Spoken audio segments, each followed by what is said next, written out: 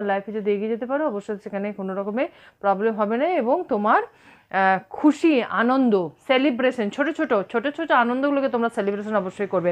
এবং যারা লাভ রিলেশনে আছো তাদের জন্য এটা আমি বলবো যে তোমরাও ছোট ছোট আনন্দ, দুজনে যে সময় কাটিয়েছো, দুজনের যে ভালো সময় তোমরা যে কাটিয়েছো সেটা কথা মনে রাখবে, এবং সেটা কিন্তু মনের মধ্যে থাকলে কিন্তু সামনের অবস্টেকলটা খুব একটা বড় হয়ে ওঠে না।